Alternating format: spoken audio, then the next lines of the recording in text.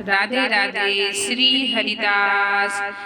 जैसा कि पितृपक्ष शुरू हो गया है और पितृपक्ष में हम लड्डू गोपाल को किस चीज का भोग लगाएं, उनकी कैसे सेवा करें, उन्हें कैसे तैयार करें, यही सब मैं आज बताने वाली हूँ।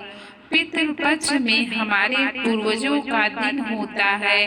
कहते हैं कि जो हमारे पूर्वज मर जाते हैं वो पितृपक्ष में उनके जो सगे संबंधी रिश्तेदार होते हैं उनके पास आते हैं।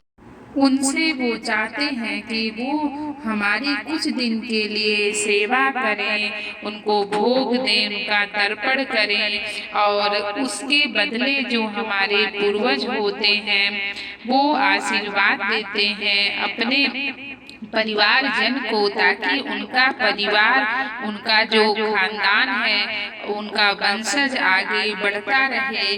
तो लड्डू गोपाल जी को अगर हम घर में रखे हुए हैं तो सबसे बड़ी समस्या आती है, क्योंकि हमें पितृपक्ष में बहुत लोग पूजा नहीं करते हैं, घर में मंदिर नहीं जाते हैं और हमें इसमें सबसे पहले कहते हैं कि हमें अपने पूर्वजों को लोटे में जल और तिल मिला के सुबह सुबह नहा के उन्हें जल अर्पित करना चाहिए और सबसे पहले उनकी पूजा करनी चाहिए। नहीं तो कोई भी भगवान कहते हैं कि पितृपक्ष में आपकी पूजा स्वीकार नहीं करते हैं, भोग अर्पित नहीं करते हैं, क्योंकि हमें जो हमारे पूर्वज होते हैं उन्हें सबसे पहले हमें हर चीज देना चाहिए, चाहे भोग हो, चाहे पूजा हो, चाहे जो कुछ आप करते हैं।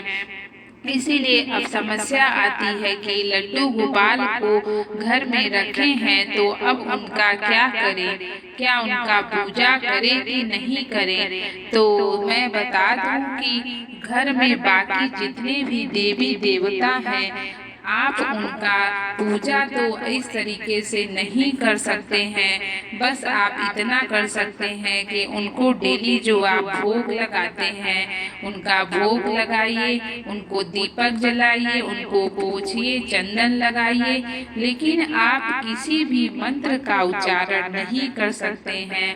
अगर आप कोई पाठ कहते हैं, चालीसा कहते हैं तो आप नहीं कर सकते हैं, क्योंकि भगवान आपका कुछ भी पूजा पाठ नहीं स्वीकार करेंगे।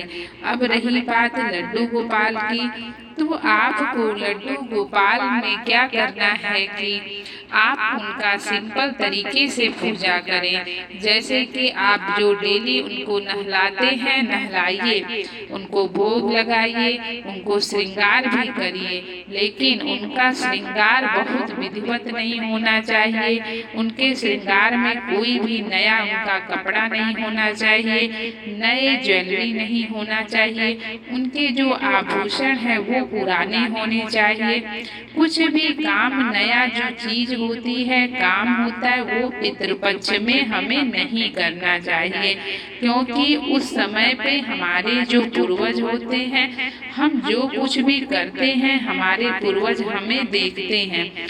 इसलिए हमें ज्यादा से ज्यादा अपने पूर्वजों के ऊपर ही ध्यान देना चाहिए, उनका पूजा करें, उनका आशीर्वाद लें और उनकी सेवा करें। तो आपको यही करना है कि आप लड्डू गोपाल की घर में रखे हैं तो आप बहुत सिंपल तरीके से उनकी पूजा करिए। अगर आप उनकी आरती करते हैं तो आप उनकी आरती मत कहिए।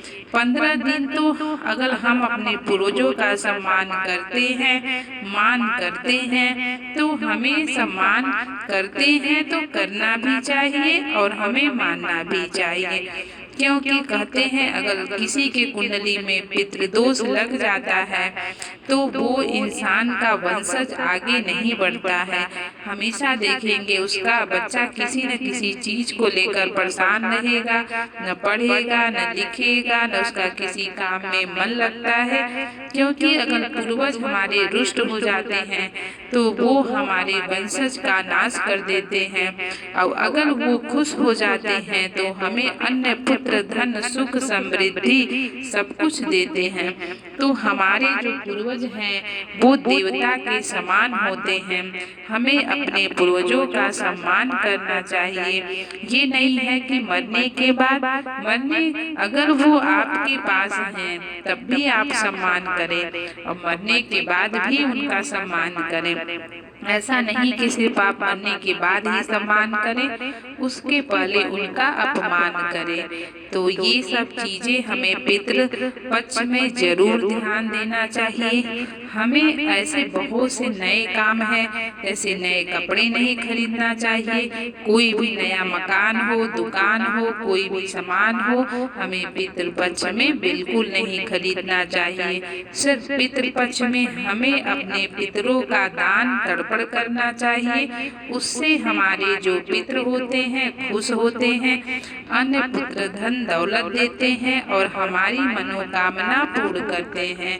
तो जानकारी कैसी लगी आप लोग जरूर बताइएगा। राधे राधे। श्री हरिदास।